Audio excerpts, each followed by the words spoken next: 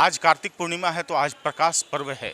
सिख पंथ के पहले गुरु नानक देव जी की 552वीं जन्म जयंती है और इसका हर जगह अपने अपने तरीके से मनाया जाता है। और आज प्रकाश पर्व के अवसर पर आप देख सकते हैं यहाँ पर लंगर की व्यवस्था की जाती है। लंगर चखने की जो प्रथा है वो प्रसाद पाने की प्रथा, इस प्रथा को जीवंत किए हुए है। और हम आज पहुँचे हैं नामधारी गुरुद्वारा, और जहाँ हम आपको दिखाएंगे कि आज प्रकाश पर्व पर क्या खास होने वाला है। और कहीं ना कहीं अगर कहा जाए तो गुरु नानक देव जी की जो जीवन सिद्धांत और उनकी जो बातें थी वो अपने आप में आज ही परिप्रासंगिक है, और उन्हें उनकी जो मान्यताएं हैं वो सबसे सर्वोपरि क्यों हैं। हमारे साथ यहाँ पर मौजूद हैं संत अवतार जी, हम इनसे जानने की कोशिश करेंगे। आज प्रकाश पर्व के 552वीं जो जयंती है गुरु नानक जी की, आज इसकी महत्ता खास क्यों है?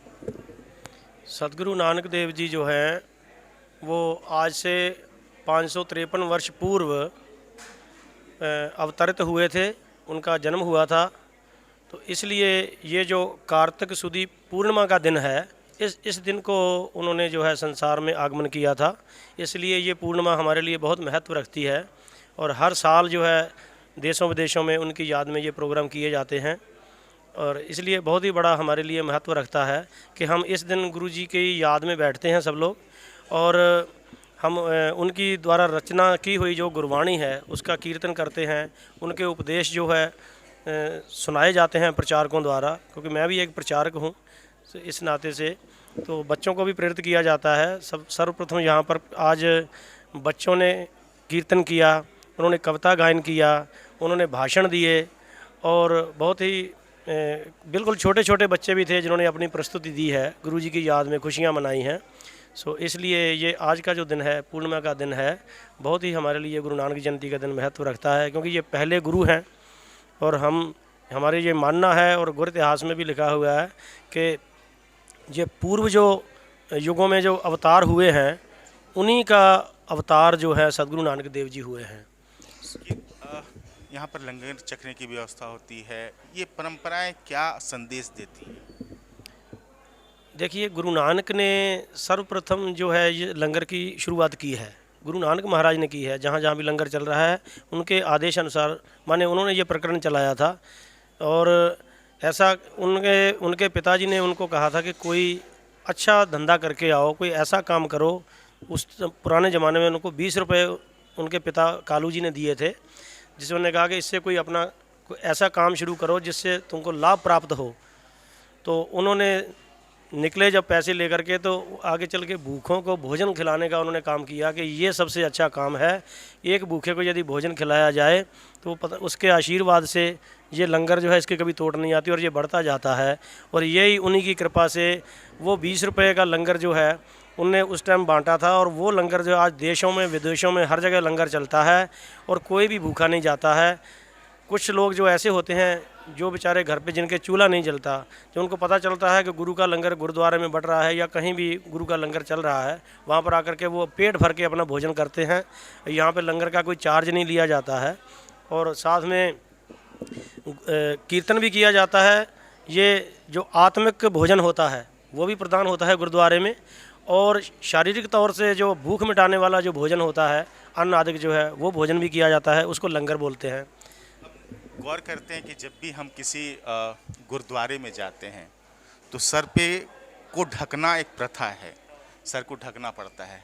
तो हमारे दो सवाल मन में हैं जो हम अपने दर्शकों को बताना चाहते हैं आपके माध्यम से, कि एक तो हम सर क्यों ढकते हैं, और दूसरा कि हम देखते हैं कि जो सिख संप्रदाय में कि उजली मतलब सफ़ेद पगड़ी होती है, इन दोनों का क्या मतलब है, क्या महत्व है?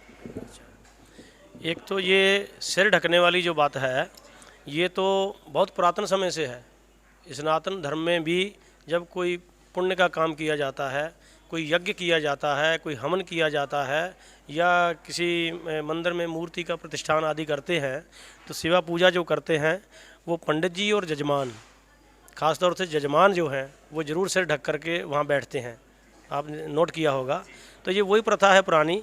इसमें ये माना जाता है असल में जो विवाहित स्त्रियां हैं और उनके पतिदेव यदि गुरुजी की कृपा से उनके पतिदेव उनके साथ में हैं तो माना जाता है कि इनका सिर ढका हुआ है। और जिनके पतिदेव जो है किसी कारणवश माने उनका देहांत हो जाता है तो जो विधवा स्त्रियां हो जाती हैं उनको सब लोग यही रहते हैं इसके सिर का स्वामी जो है वो चल बसा है, इनका सिर नंगा हो गया है, कुल मिला के यही है। तो वो किसी प्रकार का वो आभूषण वगैरह भी नहीं पहनती हैं, कोई श्रृंगार नहीं करती हैं। तो जब हम गुरुजी के समक्ष हम माथा टेकने के लिए जाते हैं या मंदिर में पूजा करने के लिए जाते हैं तो उस वक्त ये माना जाता है कि अब मेरे स्वामी जी मेरे सिर के ऊपर हैं। तो ये एक निशानी होती है कि मेरे स्वामी मेरे सिर के ऊपर हैं और मैं उनको अपना माथा अर्पण करने जा रहा हूँ, माथा टेक रहा हूँ।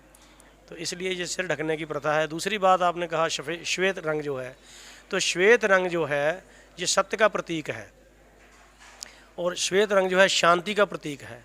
इसलिए ये श्वेत रंग हमारे नामधारी संप्रदाय में ये माना जाता है कि कोई रंगीन कपड़ा ना पहना जाए और ये सफ़ेद कपड़े इसलिए पहने जाएं कि ये सात्विक होते हैं। ये अपने क्या बोलते हैं जो अपना पहरावा पहनते हैं उससे भी हमारे मन को कहीं ना कहीं ज़रूर उसका असर जाता है। और इसलिए सफ़ेद पगड़ी हम इसलिए पहनते हैं कि लोग वालों को पता चले ये इस मर्यादा के हैं। यूनिफॉर्म रहती है, सब स्कूलों की रहती है। तो हर सिख जो है अपने आप को शिष्य माने, जैसे विद्यार्थी, शिष्य मीन्स विद्यार्थी होता है जिसको स्टूडेंट बोलते हैं। तो ये स्कूल में जैसे पढ़ने के लिए जाते हैं तो गुरुद्वारे का दूसरा नाम धर्मशाला है। तो यहाँ पर जितने भी सिख हैं, सिख का मतलब होता है सीखना। जो सीख रहा है वो सिख है और जो सिखा रहा है वो शिष्य तो नहीं हो सकता, वो तो फिर गुरु हो गया, उपदेशक हो गया ना। इसलिए यहाँ पर ये मर्यादा रहती है। जब स्कूल में बच्चे जाते हैं तो अपनी यूनिफॉर्म पहन के जाते हैं। हमारी यूनिफॉर्म है सफ़ेद कपड़े पहनना, इसलिए हम सफ़ेद कपड़े पहन करके गुरुजी के चरणों में हाजिर होते हैं। और ये सात्विकता ही, ये बातें जो संत जी ने कही है वो बातों में कहीं ना कहीं हमें भी सीख मिलती है और हम भी कह सकते हैं कि हम भी सीख हैं और हमें भी अभी बहुत कुछ सीखना बाकी है। और कहीं ना कहीं अपनी खबरों के माध्यम से आप तक भी हम उन संदेशों को पहुंचाने की कोशिश करते हैं। और अंतिम में हम संत जी से एक सवाल जरूर, एक निवेदन करेंगे कि आप प्रकाश पर्व पर क्या खास संदेश देना चाहेंगे नामधारी गुरुद्वारे के माध्यम से। नामधारी गुरुद्वारे के माध्यम से क्या है, हम तो गुरु नानक जी के सिख हैं और जो गुरु नानक ने सबको ये सिखाया है, जैसे गुरबाणी में लिखा है, आदि गुरु ग्रंथ साहब जी की जो गुरबाणी है उसमें लिखा है कि सब है सांझी वाल सदायन तू किसे न दिसै बाहरा जियो। मतलब कि जो सबसे प्यार करता है वो सिख है। आपस में आपसी भाईचारा हिंदू मुस्लिम सिख ईसाई जो है, किसी के साथ भी उन्होंने ये किसी प्रकार की ईर्ष्या करना, जातिवाद जो है इससे बहुत दूर ले जाना इंसान को, कि जातिवाद नहीं रखना है। बंदे एक खुदाई दे हिंदू मुसलमान दावा राम रसूल दा लड़दे बेईमान। माने जो बेईमान है वो सिख नहीं हो सकता, जो सिख है वो बेईमान नहीं हो सकता। जो सबसे प्यार करता है, हिंदू मुस्लिम सिख ईसाई गुरुद्वारे में सब लोग आते हैं, सब लोग माथा टेकते हैं, एक पंक्ति में बैठ कर के सब भोजन करते हैं। ना कोई रंक है ना कोई राजा है, गुरु के दरबार में सब बराबर हैं, सब सम हैं। कोई छोटी जात का नहीं है, कोई बड़ी जात का नहीं है, सभी लोग गुरुद्वारे में आते हैं। सो इसलिए यही संदेश हमको मिलता है। जैसे गुरु नानक सभी से जा कर के मिलते थे और गरीब के घर गए तो अमीर के घर भी गए, उनको जो शुभ उपदेश है, जो शुभ शिक्षा, उनको जो ज़रूरत है वो दोनों को ही दी उन्होंने, गरीब को भी दी और धनी को भी दी, राजा को भी दी, रंक को भी दी। तो इसलिए हमको ये शिक्षा मिलती है हम सबसे प्यार करें और गुरुजी का जो उपदेश है, जो भी हमारे पास है उसको बांट करके खाएं। लंगर का मतलब यही होता है। चलिए, धन्यवाद आपका संत जी। मजहब नहीं सिखाता आपस में बैर रखना, भारतवंशी हैं हम और वतन है हिंदू सता हमारा। लेकिन इन सब से इतर अगर हम बातें करें तो प्रकाश पर्व जीवन को प्रकाशित करने का एक मार्ग प्रशस्त करता है और इसकी सिख संप्रदाय का ये प्रकाश पर्व मायने अपने आप में समाज के लिए मायने रखता है। और शायद हमें अगर सुनते हैं समझते हैं तो अनुकरण भी करना चाहिए। सभी सहयोगी रवि शंकर के साथ AP लकी, कैपिटल न्यूज, मेदिनी नगर।